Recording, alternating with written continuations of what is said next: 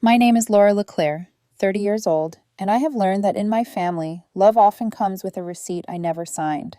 At breakfast, my dad lifted his fork like a baton and announced it the way you'd announce a weather report that never affects you. We've booked a trip to Italy, just the six of us. You understand, right? He didn't look at me when he said it. He looked at the eggs. He always looks at objects when he's doing something he doesn't want to own. My mom nodded. My older sister, Summer, smiled the smile you give when the surprise had been sitting in your throat for weeks and you were desperate to spit it out on cue. Her husband laughed into his coffee like this was a joke we all knew. I looked at my plate, then lifted my eyes and gave them the gift they always expect: permission. Of course, I said. I wasn't sarcastic. I wasn't bitter. I used the same tone I use with bank tellers and TSA lines: smooth, cooperative, painless, the kind of voice that helps other people believe they are kind. They launched into logistics without me, connecting flights, gelato versus granita. My mom said Florence might be hot, but the good kind, which means the kind of heat you can post about. Summer's husband searched for Tuscan wine tours on his phone. My dad listed luggage limits like commandments. No one asked me about time off, or if I'd ever wanted to see Rome, or if I was free. They didn't need to.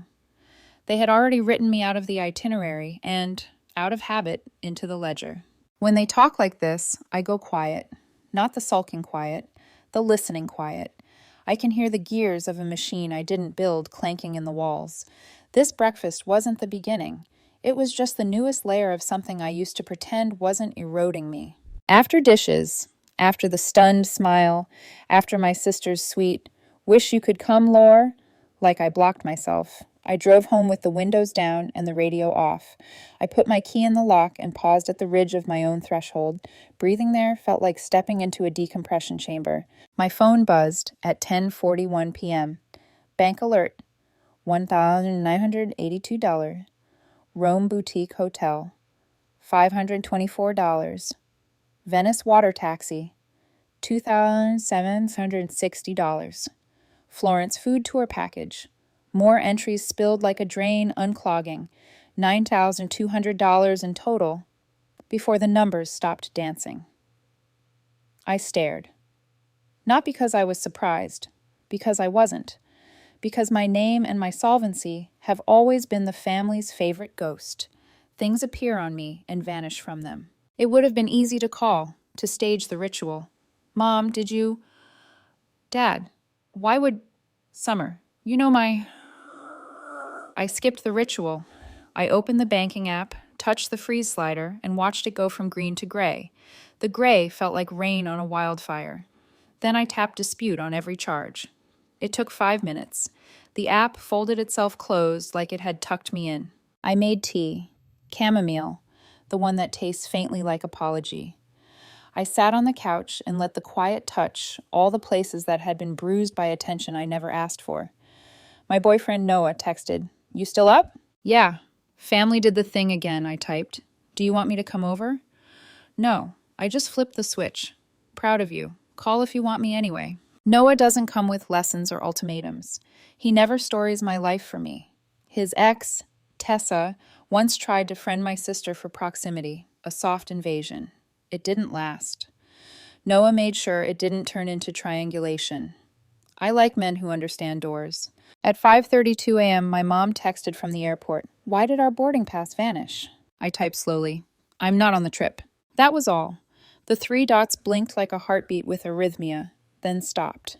I set the phone face down and watched the kettle steam again, just to hear something honest. It didn't start with Italy. It never starts where it looks like it starts. Moments like these are sediment. They settle grain by grain. The overlooked plate, the cashier who gets told to put it on the family card, while looking at my face, the tight little jokes about how Laura's good for it. A cliff doesn't collapse because of one wave.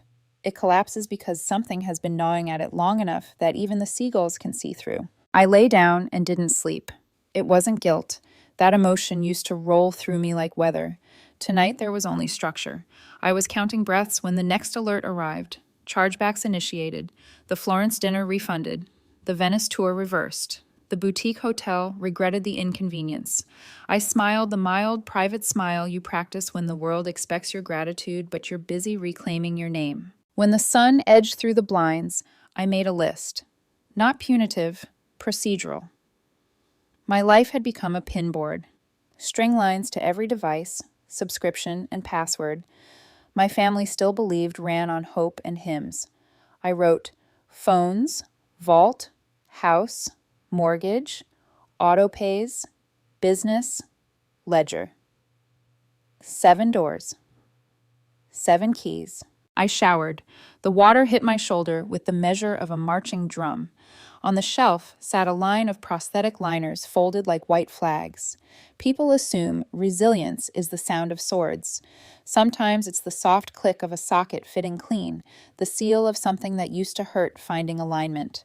I don't owe anyone a performance about the accident, but I owe myself the knowledge that surviving isn't the same as being used. At 9:16 a.m., another text from my mom. The airline says the hotel canceled. Not them. Fix it. I put the phone on silent. There is a holiness to silence when your entire childhood was an alarm. I ate toast that had cooled enough to not pretend it was warm. Outside, the day performed normal, and for once I didn't try to keep up. By noon, the family chat began to fracture. My sister, does anyone have the confirmation email? My dad, Laura must have done something. My mom, don't start. The thread sprouted blame like mold in a closed room. I didn't reply. I archived it. No assent. Lunch later? Maybe. I'm cataloging some things. Want a second set of eyes? I think I need my own eyes today. Then I'll bring dinner tonight. No questions. I thought about the no questions part more than I thought about dinner. My family loves questions that are actually instructions. Noah offers quiet that is actually respect. Near evening, I opened a blank document and wrote a sentence I had never allowed myself to say in ink. They don't forget me. They delete me. I watched the period settle. There are decisions that feel like slamming doors. This one felt like leveling a foundation and saving the blueprints. My dad called 3 times, then a 4th. A voicemail came through, stuffed with words that sounded like advice in a house fire. You're overreacting, he began, the way men do when they need history to sit very still. We took care of you after the ace. He stopped himself, changed lanes. Just fix it. Be a team player. The old role, the old leash. I didn't press play again. I let the waveform freeze on its jagged edge. By night, I had the list pinned to the fridge with a magnet shaped like a lemon. I touched each word like a bead on a cord. Phones, vault, house, mortgage, auto pays, business, ledger, 7 doors. Tomorrow I'd start turning keys. For now, I turned off the kitchen light and listened. My apartment hummed like a well-tuned throat. In the dark, I could finally hear myself breathe. When I was a kid, my mom used to say, family remembers what matters. What she didn't say is that sometimes what matters to them is what they can take. The Italy incident didn't grow out of nowhere. It was just the latest verse in a long, quiet song my family hums, one where I'm always the chorus of convenience. Christmas Eve, the kitchen seat. 2 years ago, I drove 6 hours through sleet to make it home for Christmas Eve. I brought gifts wrapped so neatly, even the bows matched. When I arrived, I noticed an extra car in the driveway. The neighbors. At the table, my mom smiled apologetically. Oh, honey, we gave your seat to Mr. Langley. He's alone this year, you understand, right? Understand. That word again. Like a leash disguised as courtesy. I stood there holding a casserole dish while my dad clinked glasses. We're just short 1 chair, Mom said, motioning to the kitchen island. You can eat there. It's more comfortable anyway. I stared at the empty plate next to Mr. Langley. Comfortable for who? I asked quietly. No one answered. I set the casserole down and walked outside before the tears had a chance to become an audience. I ended up sitting in my car, engine running, while they toasted inside. By morning, I'd canceled the automatic mortgage payment I'd been covering for them since my dad's layoff. They noticed 2 months later when the bank called. The anniversary dinner, $7,500 of laughter. 6 months after that, my parents' 35th wedding anniversary rolled around. They invited everyone, cousins, old church friends, even Summer's in-laws, to a downtown restaurant I'd never be able to afford back when I was helping them with bills. At dessert, my sister raised her glass. To the people who made us who we are, and to those who actually matter. Everyone laughed. Everyone except me. I smiled. Tight tongue. Professional. Then I excused myself to the restroom. Instead, I found the manager, showed him the receipt linked to my card, canceled the transaction, walked out into the night air before the tiramisu even landed on the table. Later that evening, I got a text from Summer.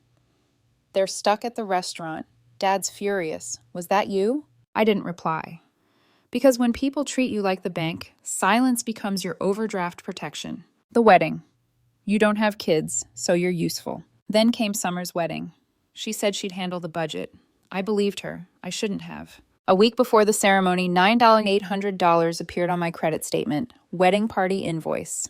I thought it was fraud. It wasn't. When I asked, Summer laughed.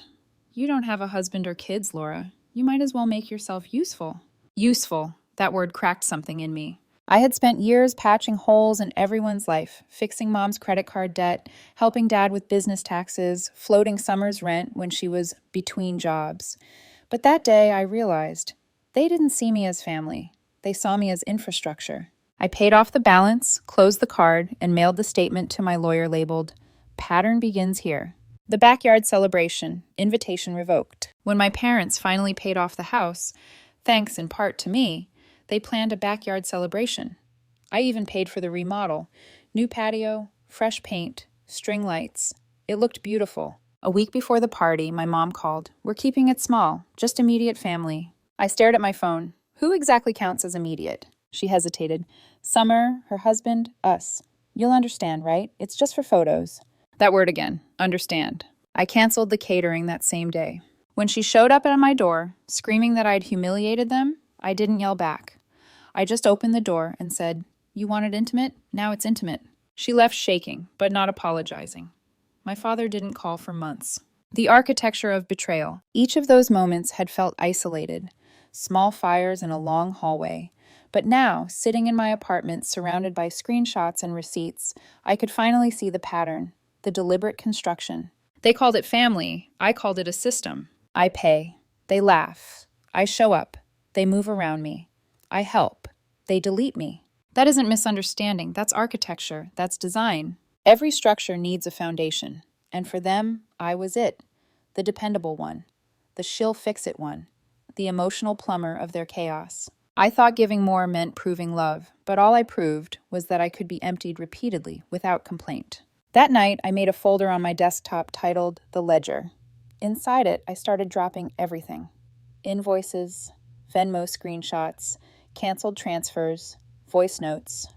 A quiet archive of proof. My prosthetic leg rested against the chair, the carbon fiber catching a faint reflection of lamplight.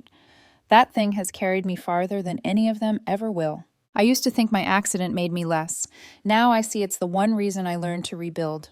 Piece by piece, alone if necessary. I sipped tea, looked at my list of 7 doors, and circled the first one. Phones. Tomorrow, the architecture would start to crumble. People talk about going no contact, like it's a single clean cut. It's not. It's surgery. Deliberate, layered, and performed without anesthesia. The morning after I circled that first word, phones, I brewed coffee, opened my laptop, and began dismantling the empire my family built on my silence. Step 1, communication. Our family phone plan was in my name. 5 lines, mine, Mom's, Dad's, Summer's, and her husband's. I didn't cancel it. That would have made me the villain too soon. Instead, I transferred control to each of them individually. Each had 72 hours to update payment details or lose service. 72 hours came and went. No responses. On the 3rd day, I watched their lines blink offline one by one, like lights in a house finally acknowledging the storm. My mom's number went first, then Dad's. Summer held out longest, texting. "Hey, I can't call. Did something happen?" I typed back, "Yeah, ownership happened." Silence. Step 2, the vault. They thought family trust meant Laura keeps the passwords. Over the years, I'd stored everything. Their banking logins, streaming accounts, utilities, even Summer's online boutique platform, inside my password manager, back when I still believed being useful meant being loved. Now I reset the master key and deleted shared access.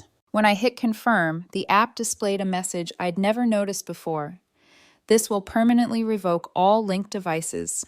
I smiled. Exactly. Within an hour, I got the first email from Dad. Can't log into the mortgage portal. Did you change something? Then from Mom. The Netflix password isn't working again. And finally from Summer. You're being petty. Grow up. Petty. That's what people call boundaries when they've never had to respect one. Step 3. The house that wasn't theirs. The house my parents lived in, the one with the remodeled patio I'd funded, ran on systems I owned. Wi-Fi, security cameras, smart locks, thermostat.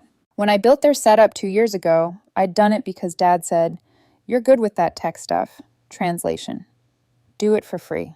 That morning, I logged into the control dashboard and pressed suspend licenses. The lock switched to manual. The cameras went dark. The thermostat flashed disconnected. It wasn't vengeance, it was correction. That house had been wired through my accounts, powered by my income, and maintained by my credit. It was never theirs. Just borrowed infrastructure. Step 4, financial unplugging. I called the bank to withdraw as cosigner on their mortgage. The clerk hesitated. That will trigger a reassessment. Are you sure? Yes, I said. I'm correcting a long-term clerical error. The interest rate tripled by afternoon. Electricity? Transferred. Water? Transferred. Auto pay subscriptions? Ended. The Amazon account logged out across all their devices. By sunset, I was lighter by dozens of invisible threads. Step 5, the family business. My parents had started a side hustle, a small online decor store, 2 years ago. They'd built it under my LLC, LeClaire Digital Services, because Dad said, banks trust your name. I let them. I shouldn't have. That afternoon, I opened the admin panel and typed one line. This system operated under a courtesy license maintained by Laura LeClaire. As of today, it has been decommissioned. Please consult a licensed IT provider for future services. No emotion, just facts. Then I shut it down. Step 6, the fallout. By Wednesday, the group chat was chaos. Mom, why can't I log into the Wi-Fi? Dad, Laura, fix this now. Summer, are you serious? This is insane. I didn't reply, not even a punctuation mark. The next day, I got a voicemail from Mom. This isn't like you, Laura. You're scaring us. She didn't sound scared of losing me, just scared of losing access. Then came Dad's text. We did everything for you. No mention of Italy, no apology, just the familiar script. Guilt, distortion, denial. I played their words on speaker and stared at the notes I'd taped to my wall. Phones, vault, house, mortgage, business. 5 steps complete, 2 to go. Step 7, documentation. I opened an Excel file and began exporting every family-related transaction from the past 3 years. Every Venmo heart, every thanks I'll pay you back that never came, every overdraft covered in silence. I labeled each entry, categorized them, and attached proof. Receipts, screenshots, invoices. When I sent the file to my lawyer, he asked, "Are you preparing for a lawsuit?" I said, "No, I'm preparing for peace." He didn't argue. The digital collapse. By Friday night, they realized how much of their life had been running through me. I imagined the dinner table that night. Dad shouting, Mom crying, Summer swearing the Wi-Fi hates her. They'd always believed I was replaceable. Now they understood I was structural. And when structure walks away, the walls fall in. That evening, my phone lit up with 16 missed calls. I watched the screen glow and fade, like a house losing power room by room. Noah arrived around 9 with takeout and quiet eyes. Rough week? He asked. Transformative, I said. He smiled, the kind that doesn't need details. I brought you sushi and a charger in case you burned the world down. I didn't burn it, I said softly. I just turned off the electricity. He laughed once, low, approving. That's my girl. Later, when the city outside had gone quiet, I scrolled through the messages piling up. Cousins asking what happened. An aunt writing, "They said you stole from them." Another message from Dad, "You're not part of this family anymore." I took a screenshot, filed it under a new folder titled Narratives. If they wanted a story, I'd keep the receipts. I lay back, the hum of the city bleeding through my window, and whispered into the dark, "They built an empire on my patience. Now they'll learn what absence really costs." It didn't take long for the lies to start. When people like my family lose control, they don't apologize. They edit. By Saturday morning, my cousin Lily sent a screenshot from Facebook. "Sad how money changes hearts," my mom had written. "Some people forget who raised them." Below, a stream of sympathetic comments, prayers, heart emojis. One woman wrote, "You're better off without toxic people." Toxic, that was me, apparently. I didn't comment. I didn't defend myself. Instead, I opened my laptop and began the final project, the family ledger. Building the ledger. The folder already existed. Now it needed witnesses. I organized everything into subfolders. Italy fraud, $9,200 in travel charges, reversed. Christmas seat, photos, timestamps, canceled mortgage drafts. Wedding debt, screenshots of Summer's text calling me useful. Anniversary dinner, restaurant invoice voided before payment. Remodel receipts, proof of transfer for backyard costs. Each file had a clear name. FlorenceHotel.pdf, Mortgage Freeze.jpg, Christmas Eve.mp4, Wedding, Invoice.docx. No commentary, just evidence. Then I wrote a single note at the top. This isn't revenge, this is balance. Releasing the truth. I didn't post it publicly, that would have been noise. Instead, I sent the Dropbox link to a few strategic recipients, my cousins, an aunt who still liked my posts, and one old family friend who always suspected there was more behind the smiles. Within hours, my phone buzzed with messages. Cousin Mark, holy crap, I had no idea. Aunt Elise, your mom's deleting her posts. Friend Nora, they're terrified, aren't they? I didn't respond. Silence is louder when it's earned. The family chat implodes. That night, the group chat came alive, a digital volcano. Mom, how dare you air our private life? Dad, you'll regret this. Family doesn't destroy family. Summer, you're obsessed with playing the victim. I didn't reply, not a single word. An hour later, Summer texted Noah directly, a move I'd been expecting. You know she's unstable, right? After the accident, she hasn't been the same. He showed me his phone. Want me to respond? I shook my head. No, let them hear their own echo. Spin control. By Sunday, they'd escalated to threats and sob stories. Dad's voicemail arrived first, slurred from whiskey. We know what you're doing. You're not untouchable. Then a message from my aunt. Stop now before you ruin everything. You'll regret it. And finally, the one that almost made me laugh. A group message from Mom at 3:14 a.m. Laura is no longer part of this family. Do not contact her. She's not well. Not well. That was their shield. Make me sound unstable, and maybe no one would believe my receipts. Public versus private. The difference between them and me was simple. They weaponized perception. I weaponized proof. When my cousin forwarded the family group message thread, the same one where my dad wrote, "She's done. We're better off," I archived it next to their financial logs. Then I added one final section to the ledger. Defamation evidence. Inside, screenshots, voicemails, timestamps, all labeled, all factual. My lawyer texted, "You're collecting more than most plaintiffs." I answered, "I'm not suing. I'm preserving history before they rewrite it." The silence. For 3 days I said nothing. No posts, no calls, just silence. The kind that presses on people who need noise to stay relevant. Then something unexpected happened. Relatives started unfriending my parents. A family friend commented publicly, "Funny how Laura's always the villain until the receipts come out." Within an hour, Mom's entire profile vanished. Deactivated. Summer's wedding photos disappeared too. Dad changed his number. I didn't celebrate. There was no satisfaction, no victory, just quiet truth settling into the corners like dust after demolition. The knock. On Thursday, a knock rattled my apartment door. I looked through the peephole, my parents and Summer, standing like ghosts rehearsing a script. Noah looked up from the couch. "It's your call." I opened the door, but didn't invite them in. My mom spoke first, voice trembling on command. "We didn't come to fight. We want to make it right." Summer added, "We miss you." But it wasn't regret I saw. It was calculation. The same look they used when asking for a small favor. I said it plainly. "You don't miss me. You miss access." Tears followed. Soft, practiced, performative. Mom whispered, "We didn't realize how far this had gone." I asked, "How far did it have to go for you to see me?" Dad stepped forward. "Let's heal, Laura. We're family." I shook my head. "You don't want healing. You want control." The verdict. They looked confused, like they thought showing up would undo months of choices. I exhaled.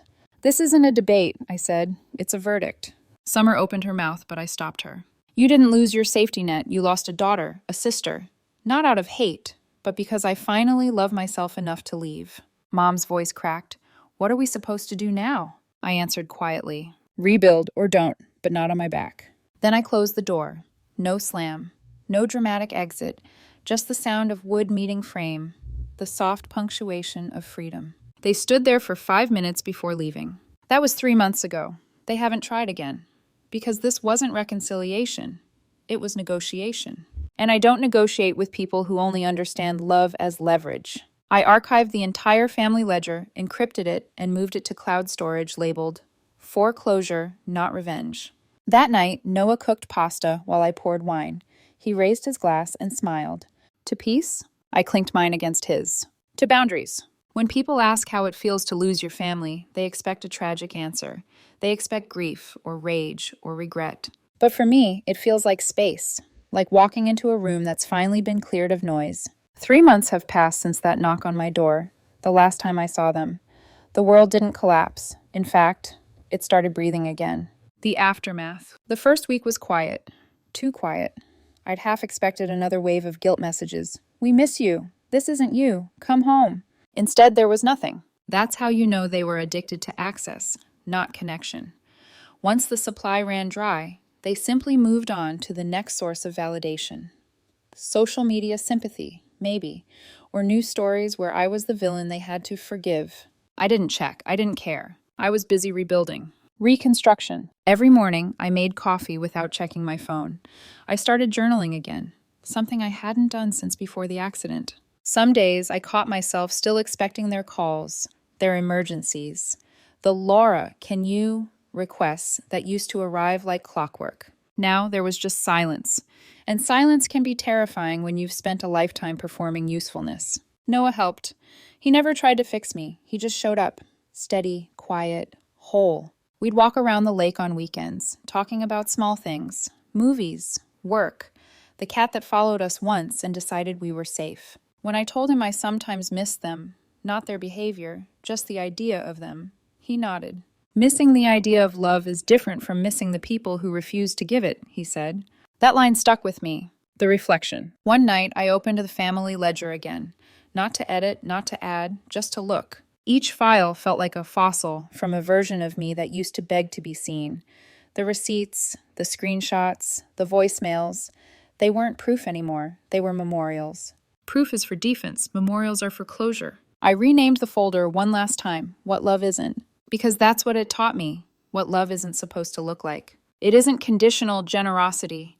It isn't weaponized guilt. It isn't "you'll understand" every time they take something from you. It isn't silence used as punishment or kindness used as bait. Love isn't debt. The unexpected message. A few weeks later, I got a short email from Summer. No subject line, no greeting. I found a therapist. Mom might too. I know it doesn't fix things, but I get it now. For the first time, I didn't feel a tug to reply. Forgiveness doesn't always require conversation. Sometimes it's just choosing not to reopen the wound. I smiled, archived the email, and whispered, "Good. Start there." Then I closed the laptop and went outside. The new beginning. Spring came early that year. The air smelled like wet pavement and lilacs. I took my prosthetic out for a run, the kind where the rhythm feels almost like prayer. For years, my family used that part of me as a metaphor for weakness. Now it was just a part of my anatomy that worked harder than they ever did. When I reached the bridge overlooking the water, I stopped to breathe. Not because I was tired, but because I could. That's the difference between endurance and survival.